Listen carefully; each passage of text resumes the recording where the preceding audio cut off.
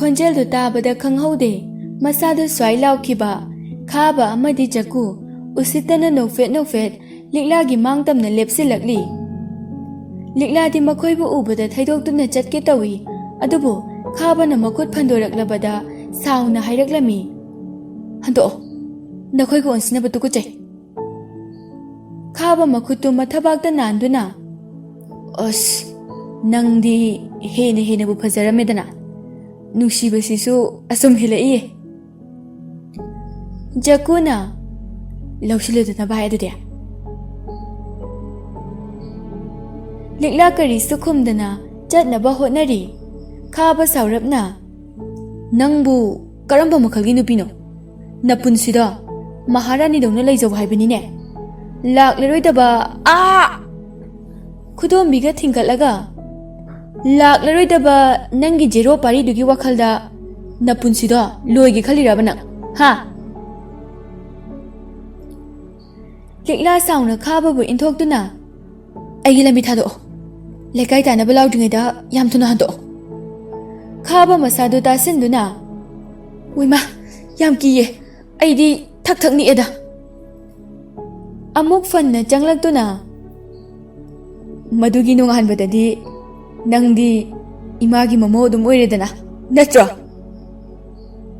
ꯂꯤꯛꯂꯥ ꯁꯥꯎꯅ ꯏꯟꯊꯣꯛꯇꯨꯅ ꯃꯌꯨꯝ ꯇꯝꯅ ꯄ꯭ꯔꯞ ꯆꯪꯈꯤ꯫ ꯖꯀꯨꯅ, "ꯃꯁꯤ ꯅꯨꯄꯤꯁꯦ ꯍꯥꯏꯐꯦꯠꯇꯤ ꯊꯃꯣꯏ ꯀꯜꯂꯤꯍꯦ, ꯑꯣꯏꯗꯧ ꯃꯥꯟꯗꯦꯕꯣ"꯫ ꯈꯥꯕ ꯁꯥꯎꯅ ꯍꯥꯏꯔꯛꯂꯝꯃꯤ, "ꯅꯨꯄꯤ ꯃꯥꯅ ꯃꯔꯤꯟ ꯈꯥꯗꯅ ꯈꯥꯕ ꯑꯩꯗꯒꯤ ꯍꯦꯟꯅ ꯈꯥꯕ ꯉꯝꯒꯗ꯭ꯔꯣ? ꯍꯧꯖꯤꯛꯇꯤ ꯃꯥ ꯁꯦꯟꯅꯕꯤꯅꯕ ꯀꯅꯥꯕꯨ ꯂꯩꯔꯤꯕꯒꯦ"꯫ ꯃꯈꯨꯠꯇꯨ ꯀꯤꯟꯅ ꯊꯤꯟꯖꯤꯟꯖꯗꯨꯅ, "ꯌꯥꯗ꯭ꯔꯒꯅ ꯁꯛꯇꯤ ꯑꯃꯨꯛ ꯁꯤꯖꯤꯟꯅꯕ ꯇꯥꯕꯅꯤ"꯫ ꯖꯀꯨꯅ, "ꯐꯔꯦ, ꯆꯠꯁꯦ, ꯍꯧꯖꯤꯛꯇꯤ ꯅꯁꯛ ꯎꯈ꯭ꯔꯕꯅꯤꯅ ꯅꯣꯡ ꯈꯣꯡꯇ꯭ꯔꯤꯐꯥꯎ ꯊꯣꯔꯛꯑꯔꯣꯏ"꯫ ꯂꯤꯛꯂꯥ ꯃꯄꯥꯕꯨ ꯆꯥꯛ ꯄꯤꯖꯔꯤ꯫ ꯀꯨꯟꯖꯣꯅ, "ꯅꯪꯗꯤ ꯆꯥꯔꯕꯣ"꯫ "ꯆꯥꯗ꯭ꯔꯤ ꯕꯕꯥ, ꯑꯩ ꯇꯞꯅ ꯆꯥꯔꯒꯦ, ꯆꯥꯅꯤꯡꯕ ꯄꯣꯛꯇ꯭ꯔꯦ"꯫ ꯃꯄꯥꯒꯤ ꯐꯝꯐꯝ ꯁꯦꯝꯕꯤꯔꯤ꯫ ꯀꯨꯟꯖꯣ ꯅꯨꯡꯉꯥꯏꯇꯅ, "ꯏꯁꯣꯔꯅ ꯀꯔꯤꯕꯨ ꯇꯝꯂꯤꯒꯕ? ꯏꯆꯥꯕꯨꯁꯨ ꯕꯕꯥꯅ ꯍꯦꯟꯅ ꯋꯥꯍꯜꯂꯦꯅꯦꯍꯦ"꯫ "ꯕꯕꯥ, ꯀꯔꯤꯒꯤꯅꯣ ꯑꯗꯨꯝꯅ ꯍꯥꯏꯔꯤꯕꯗꯣ? ꯃꯃꯥ ꯃꯄꯥꯒꯤ ꯁꯦꯕꯥ ꯇꯧꯕꯗ ꯃꯆꯥ ꯀꯅꯥꯅ ꯋꯥꯒꯗꯣꯏꯅꯣ? ꯁꯦ, ꯋꯥꯈꯜ ꯅꯨꯡꯉꯥꯏꯊꯣꯛꯂꯒ ꯐꯒꯠꯄꯁꯨ ꯍꯦꯟꯗꯧꯔꯤꯅꯦ꯫ ꯑꯗꯣ ꯕꯕꯥ, ꯑꯩ ꯃꯤꯅꯥ ꯍꯣꯏꯐꯥꯎꯇ ꯆꯠꯂꯨꯈꯤꯒꯦ"꯫ ꯍꯣꯏ, ꯆꯠꯂꯨꯔꯣ". ꯊꯣꯡꯗꯣ ꯍꯥꯏꯐꯦꯠ ꯉꯥꯁꯤꯜꯂꯝꯂꯗꯨꯅ ꯃꯤꯅꯥ ꯍꯣꯏ ꯇꯝꯅ ꯂꯥꯛꯂꯤ꯫ ꯃꯤꯅꯥꯅ, "ꯏꯁ, ꯌꯥꯝ ꯊꯥꯖꯗꯅ"꯫ ꯂꯤꯛꯂꯥꯁꯨ ꯐꯝꯊꯗꯨꯅ, "ꯀꯥꯏ ꯆꯠꯂꯨꯕꯅꯣ"꯫ "ꯅꯪ ꯅꯥꯛꯇ ꯂꯥꯛꯄꯅꯦ"꯫ "ꯀꯩ ꯂꯩꯔꯒꯦ? ꯅꯪꯅ ꯂꯥꯛꯑꯗꯤ ꯃꯔꯝ ꯂꯩꯇꯅꯗꯤ ꯑꯣꯏꯔꯣꯏ"꯫ "ꯈꯥꯕꯒ ꯖꯀꯨꯒꯗꯣ ꯉꯁꯤ ꯊꯦꯡꯅꯩꯌꯦ"꯫ "ꯍꯥ, ꯃꯣꯏꯕꯣ"꯫ "ꯀꯥꯏ ꯂꯩꯁꯨ ꯈꯪꯗꯦ, ꯀꯨꯏꯔꯦ ꯎꯗꯕꯁꯨ. ꯑꯗꯣ ꯉꯥꯏꯈꯣ, ꯅꯪꯕꯨ ꯎꯕꯗ ꯃꯈꯣꯏ ꯀꯝꯗꯧꯒꯦ? ꯍꯥꯟꯅꯒꯨꯝ ꯑꯗꯨꯝ ꯇꯧꯔꯤꯕꯣ"꯫ "ꯇꯧꯔꯤ. ꯗꯥ ꯄꯥꯔꯤꯕꯨꯁꯨ ꯄꯟꯗꯨꯅ ꯌꯥꯝ ꯍꯥꯏꯍꯧꯏ"꯫ "ꯃꯗꯨꯒꯤ ꯃꯨꯔꯈ ꯑꯅꯤꯗꯨꯗ ꯀꯣꯕꯤ ꯀꯣꯠꯂꯒ ꯍꯤꯡꯐꯨꯝ ꯐꯨꯝꯂꯒ ꯄꯦꯟꯒꯗꯕꯅꯤ"꯫ "ꯃꯤꯅꯥ, ꯗꯥ ꯄꯥꯔꯤ ꯂꯩꯖꯔꯝꯂꯕꯗꯤ ꯉꯁꯤ ꯑꯩꯅ ꯀꯤꯔꯤꯕꯁꯦ ꯀꯤꯔꯝꯃꯣꯏꯀꯣ? ꯗꯥ ꯄꯥꯔꯤꯅ ꯏꯅꯥꯛꯇ ꯂꯩꯔꯤꯉꯩ ꯃꯍꯥꯛꯄꯨ ꯊꯧꯑꯣꯏꯈꯤꯗꯕ, ꯍꯧꯖꯤꯛꯅ ꯏꯅꯥꯛꯇꯒꯤ ꯂꯥꯞꯈ꯭ꯔꯕ ꯃꯇꯝꯗ"꯫ ꯃꯆꯤꯟ ꯑꯅꯤꯗꯨ ꯆꯤꯛꯁꯤꯟꯗꯨꯅ, "ꯑꯩꯃꯨꯛ ꯐꯠꯇꯕ ꯅꯨꯄꯤꯁꯦ ꯂꯩꯔꯝꯈꯤꯒꯗ꯭ꯔꯥ ꯃꯤꯅꯥ"꯫ "ꯑꯃꯨꯛ ꯍꯧꯔꯛꯑꯕ? ꯁꯦ, ꯍꯦꯟꯖꯤꯟꯅ ꯈꯟꯒꯅꯨ. ꯃꯣꯏꯅꯕꯨ ꯀꯩꯗꯧ ꯉꯝꯗꯣꯏꯅꯣ ꯍꯧꯖꯤꯛ ꯃꯇꯝꯗꯕꯨ? ꯍꯦꯟꯖꯤꯜꯂꯛꯑꯗꯤꯅꯦ, ꯈꯨꯜꯁꯤꯗꯒꯤ ꯇꯥꯟꯊꯣꯛꯅꯕ ꯇꯧꯕ ꯇꯥꯕꯅꯤ. ꯑꯗꯣ ꯈꯔꯗꯤ ꯆꯦꯛꯁꯤꯟꯅ ꯂꯩꯌꯨꯀꯣ ꯅꯪ. ꯃꯈꯣꯏꯕꯨ ꯀꯤꯗꯨꯅ ꯑꯩꯅ ꯀꯌꯥꯝ ꯀꯨꯏꯅ ꯂꯩꯈꯤꯒꯗꯕꯅꯣ? ꯌꯥꯔꯦꯁꯦ, ꯍꯦꯟꯖꯤꯟꯅ ꯈꯟꯖꯤꯟꯒꯅꯨ ꯍꯥꯏꯕ. ꯂꯥꯛꯑꯣ, ꯀꯀꯥꯁꯨ ꯃꯊꯟꯇ ꯅꯨꯡꯉꯥꯏꯔꯝꯃꯔꯣꯏ. ꯑꯩꯁꯨ ꯀꯀꯥꯅ ꯆꯥꯅꯕ ꯍꯥꯏꯗꯅ ꯍꯩ ꯑꯃꯨꯟꯕ ꯍꯦꯛꯂꯨꯕꯅꯦ. ꯆꯠꯁꯤꯜꯂꯛꯑꯣ." "ꯑꯗꯣ ꯃꯤꯅꯥ, Nangna hanghani haibadudi hanghankraba. Ngarang masa ngamdadana chatte hai. Ngasidi soidana hangani. Laose. Ras thabak tawfamga khangjaramde. Liklabo adumag ningsingduna lay. Karigino. Aina handak honglakliba mawongsibu. Ibungo, kainomda hangjagi yagadra. Merajaw manakta changlaklaga. Yani ta merajaw, kay thakpigadaba. Aikoi sahib tubu kari ming kaubuge. Oh, nganba kaubune. Sahib ki machin manaw bu. Mathanda ne. Ado aikoi sahib bu hanadagi sida adum leibirakro. Madi phanakui ne miramda leirubane. Mana sida hek tholakwaga pham se lingkhatpa adum hokre.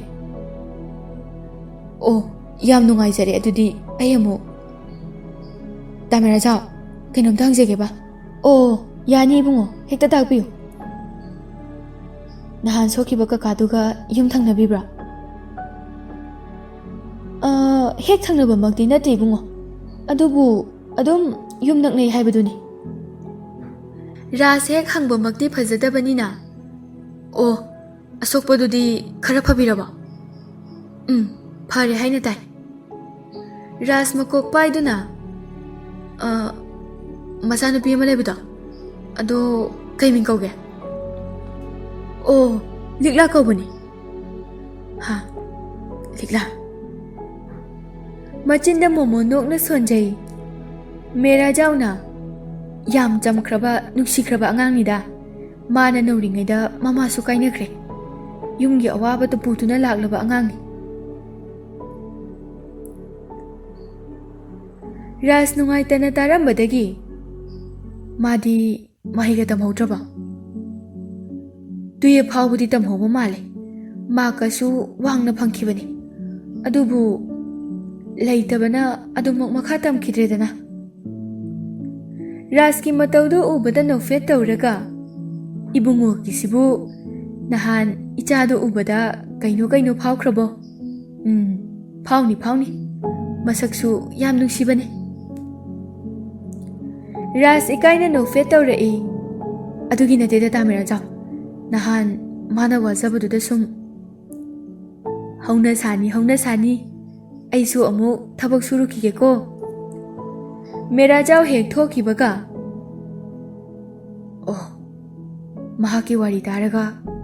Mabu thamoisida mami tabagum thoklari. Masibu nusiba haibadura.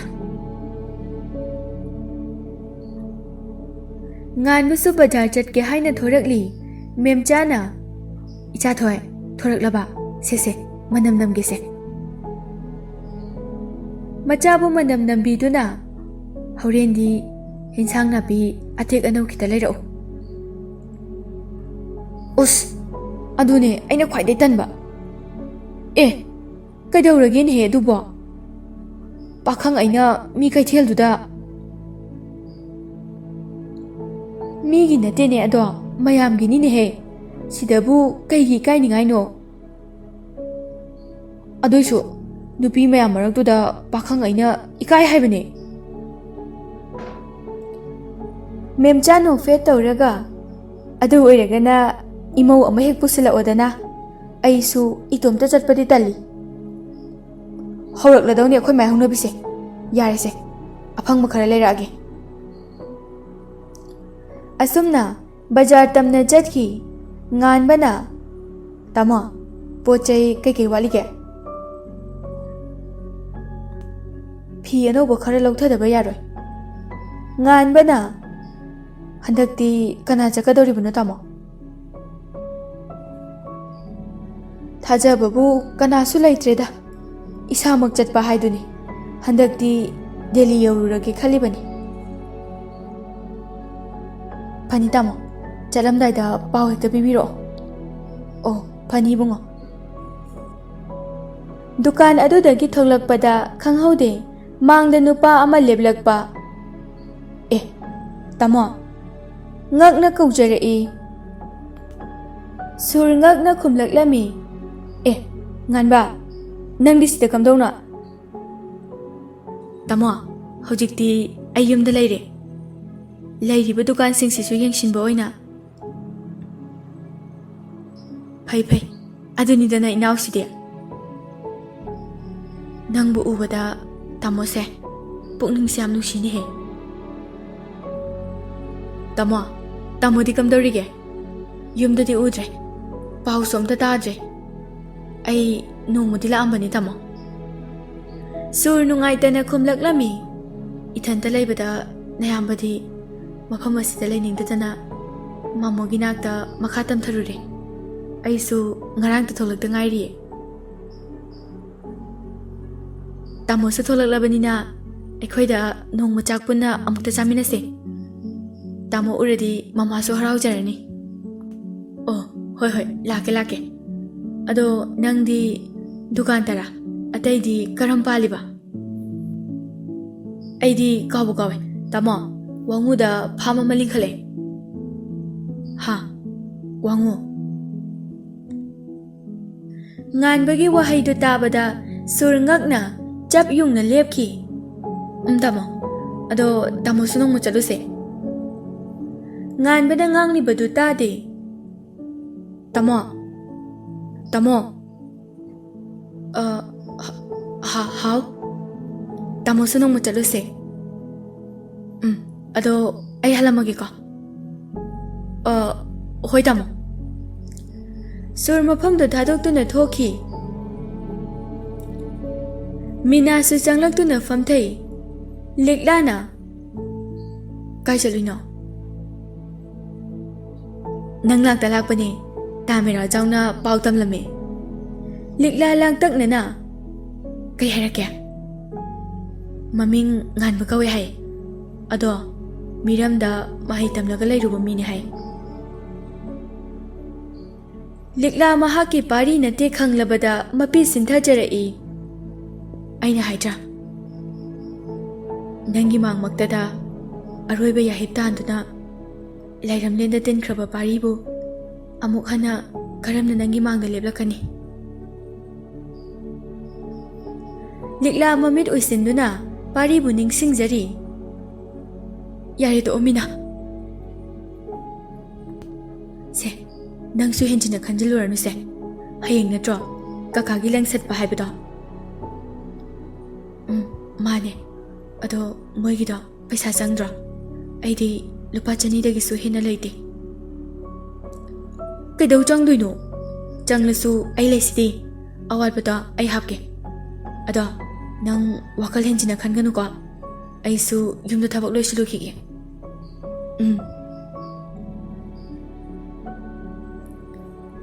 Numidangi matamni jina masadu tasinduna phamli. Ai ko ai I karaktana thoknu si haijan doine. Asok yam phatabasibu kai nu pano ba. Mai se. Taugi yauna tawri bane. Ai loi khanglabane. Amuk so momo nok chai. Sina budi yam nungai jaba. Masata dana koi base.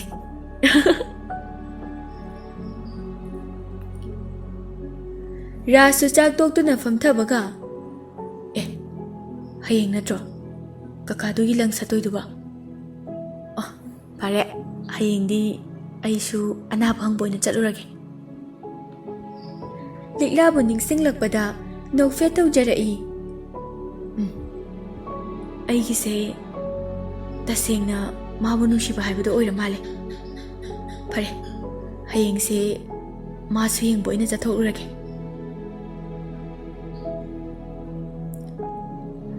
No ngala do na, Likla hoy mapapupu na batawri ngay, ras sumang tam na gari do thawjalak do na khamli.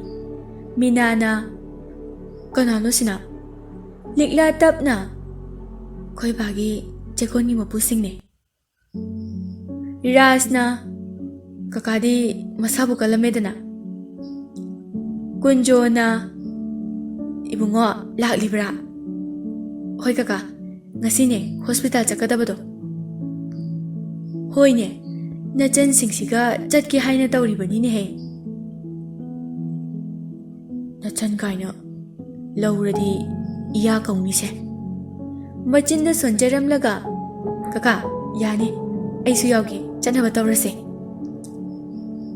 Ibungogi thabakna yani sinarame. Ses mabung mapauga yam phaba maliko. Mina tapna sirol tawi.